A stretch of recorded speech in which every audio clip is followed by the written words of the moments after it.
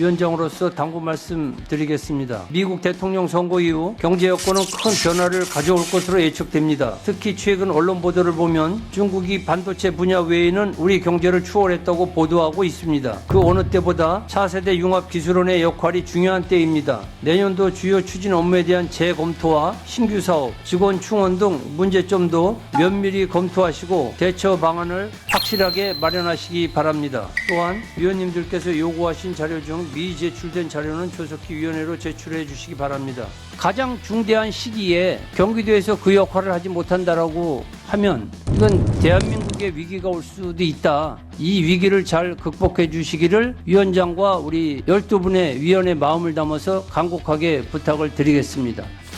경기 전시 산업 육성 지원 사업과 관련해서 질의를 좀 하겠습니다. 23년도에 만족도가 많이 좋아졌었는데 왜 금액이 삭감이 됐는지, 이런 만족도 조사가 정말 제대로 이루어진 것인지에 대한 살짝 걱정 아닌 의문이 생기는 부분이거든요. 작년에 보니까 기업 만족도도 22년도에 그 높지 않은 전시회가 그대로 11개 전시회 중 5개가 45%를 차지하는 것으로 파악이 된 걸 봤거든요.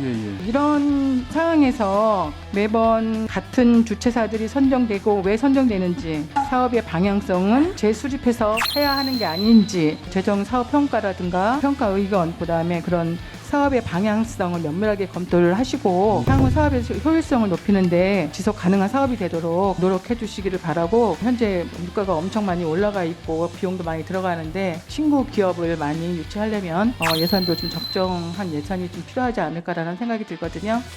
경기도 AI국이 올해 신설이 됐고요. 굉장히 많은 일들이 지금 진행이 되어야 하는데요. 예를 들어 경기도지사를 위한 AI 상황실이 구축되면 어떨까 하는 생각을 좀 해봤거든요. 결국 인공지능 행정은 행정의 고도화를 위한 것이고, 행정의 고도화를 위해서는 어떤 통계값을 봐야 되거든요. 실시간으로. 세계 시장에서 인공지능 행정이랑 인공지능 서비스가 어떤 것들이 나와서 히트를 치고 있고 잘 사회에 적용되고 있는지를 우리가 알아야지만이 한국 사회에 좀 빠르게 좀 적용될 수 있을 것이라고 생각되어지거든요. 또 하나 경기도에 필요한 부분이 인공지능 분야를 전문으로 하는 공공기관이라고 좀 생각을 합니다. 지금은 이제 세계적으로 인공지능 AI라는 분야가 굉장히 좀 확산되고 있는 시점에서 경기도 인공지능원이라든지 그런 전문 기관이 만들어져서 끊임없이 이 분야에 대한 연구가 계속적으로 좀 진행되어야 되지 않을까 생각되는데요. 경기도가 주최하는 국내 최고의 AI 클래스라든지 국내 석학들이 좀 참여하는 그런 부분들을 좀 연구해 주시고 또 기획해 주시기를 부탁드리겠습니다. 국민들이 체감할 수 있는 AI 윤리와 안전을 위한 구체적인 방안이 지금 말씀하신 대로 그렇게 마련하고 있다는 얘기예요. 제가 보기에는 충분히 고려되지 않다고 보거든요. 앞으로 생각을 좀 가져주셨으면 좋겠다는 말씀드리고요. 인력 기반이 부족한 상황에서 인공지능 기술이 확대된다면은 공공 서비스나 도민들의 안전한 부정적인 영향이 미칠 수 있다고 저는 봅니다. 글로벌 세계 사례를 참고해서 우리 경기도는 AI 기술의 윤리적 사항을 보장할 구체적인 기준을 좀 세워주시고, 이를 통해서 도민의 인식을 좀 높여주셔야 합니다. 특히 공공 서비스에 AI를 적용할 때 윤리적 기준을 명확히 하고 AI 기술이 도민에게 미치는 영향을 충분히 설명하는 교육 프로그램을 마련하는 것도 좋은 방법이라고 저는 생각합니다. 경기도의 구체적이고 전달력 있는 윤리적 기준을 좀 마련해서 도민들이 쉽게 접하고 이해할 수 있도록 대대적인 홍보와 교육 실시가 필요하다고 말씀을 드립니다. 반도체 산업은 미래 산업의 핵심이자 국가안보 자산으로 반도체 기술의 초격차로 확보할 전문 인재 양성이 필수적입니다. 그러나 반도체 기업의 인력 확보 상황과 교육 여건은 그리 녹록지만은 않습니다. 경기도에서 그 반도체 인재뱅크 데이터베이스 구축 사업을 진행을 하고 있었죠. 최근에 과학기술정통부에서 제3차 인재양성 전략 회의에서 과학기술인재 성장 발전 전략을 발표한 게 나오는데요. 지금 어떻든 정부에서도 이러한 발표를 했는데 경기도에서도 연구자들에 대한 경제적 지원과 신분 안정 그리고 복지 혜택 등이 충분히 뒷받침이 되어야 된다고 생각을 합니다. 투자 없이 결국 성과가 나오는 연구는 없다고 봅니다. 그렇기에 저는 인재뱅크 구축 사업은 인재와 기업 간의 매칭에 중점을 두고 있는 것 같은데, 이 시스템을 정말로 좀 확장하고 기업 맞춤형 매칭 기능을 추가할 것을 제안드립니다.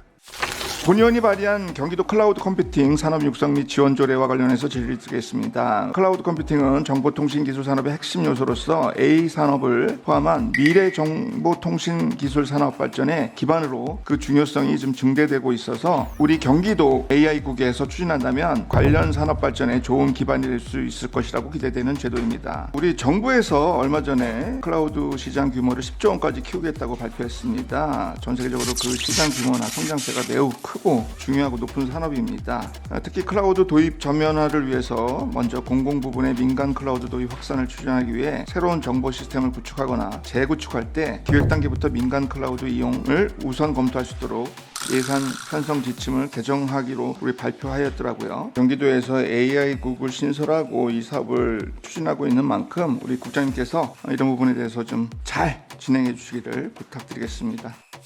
제가 미래과학협력위원회에 와서 현장을 다니면서 현장은 사실 제가 관심이 있는 바이오 산업과 관련된 곳을 좀 많이 다녔거든요. 정말 현장에서 많이 고생하시는구나 라는 생각이 들긴 하는데 그 사업을 잘 하게 하려면 어쨌든 예산이 필요했었는데 그런 거에 대한 그 지원이 잘 안 된다고 생각이 돼요. 바이오 산업이 예전에는 엄청 큰 먹거리라고 했었었는데 글쎄 저 혼자 느끼는 것일 수도 있긴 있습니다만 그게 좀 침체되어 있지 않나라는 생각이 들기도 하고 바이오 산업 그러면 사업하는 것이 연구개발 당연히 해야 되겠고 또 여러 가지 다른 사업들이 있었으면 좋겠다라는 생각이 들었지만 제가 현장에 봤을 때는 의료기기에 대해서 좀 거의 대부분인 것 같기도 하고 요새 그 마이크로 바이옴에 대해서도 우리 경기도에서도 신경 많이 쓰고 계신가요? 어느 정도 됐는지는 잘 모르겠습니다만 그것도 제가 또 많이 지켜볼 겁니다.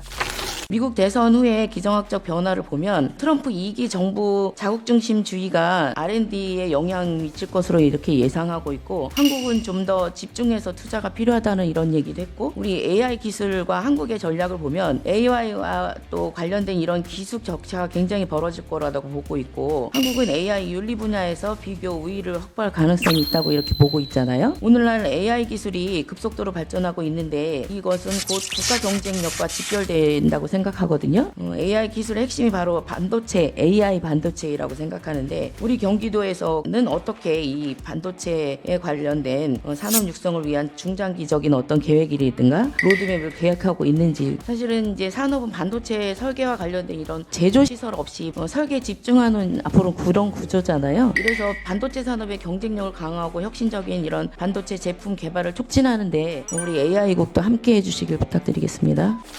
제가 이게 지금 전체적으로 한번 싹 다 한번 뒤집어 봐야 될 것 같은데 절차를 제대로 안 지키는 게 경기도에서 제 표현을 따르면 비일비재인 것 같아요. 예를 들자면 경가원 행정사무감사 때 월드옥타하고 맺은 협약서에 서명 날인 형태가 원장님하고 회장님하고 서명을 해서 그런 협약서가 하나가 있고 구체적으로 집회어에 외국인 바이어들을 참가시키기 위해서 외국인 바이어 참관 지원비 같은 거를 지급하기 위한 실무 협약 같은 게 있었는데 거기는 직인 날인이 돼 있고 날짜가 없어요. 계약서에 서명한 날짜가. 가장 중요한 거를 지키지 않으면서 행사하는 게 과연 이게 의미가 있을까? 내부적으로는 절차를 지켜서 했겠지만 이게 과연 경기도를 대신하고 그 외부에서 협약을 하고 했는데 그런 내부에서 보존하고 있는 서류가 이 날짜나 그 기재사항이 미비가 됐다는 아쉬움이 있고 경기도가 위탁을 하든지 수탁기관 수탁을 하든지 그런 과정이 있을 때 그런 업무를 좀 철저히 진행해 주실 것을 좀 부탁을 드리겠습니다.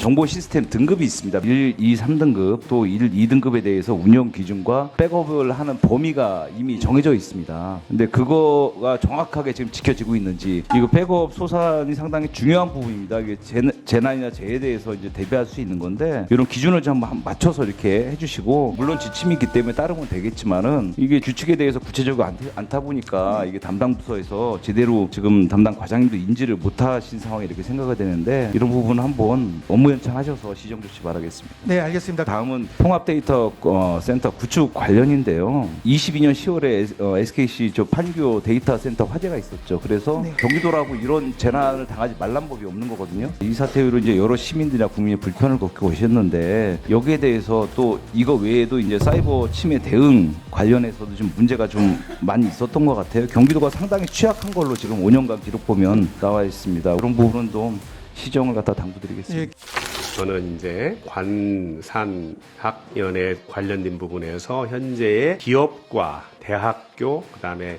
전문대학 그리고 일부의 특성화 고등학교 중심이 된 부분들을 일명 경기형 라이즈 DX라는 개념으로 재정립을 좀 할 타이밍이다라는 생각을 갖고 제안드려보려고 합니다. 내년도에 2025년도에 시행되는 것이 고교학점제가 전면 시행되고 있습니다. 고등학교의 고교학점제를 또 100% 활용하자는 겁니다. 우리가 대학교육 라이즈 산업에서 국가가 2조 정도 예산을 풀어가지고 한다라는 방향을 잡고 있지만 중앙정부만 바라보고 중앙정부가 현재 예산 내시도 안 된 상황이에요. 근데 저희들이 하고 있는 일들을 통합하면은 경기형 라이즈 DX라는 모델을 만들 수 있다라는 자신감이 저는 있거든요. 그야말로 고등학교 중심일 수 있지만은 새로운 경기형 라이즈 DX라는 개념의 디지털 통합 교육을 가능하겠다는 제안을 드려보는 겁니다.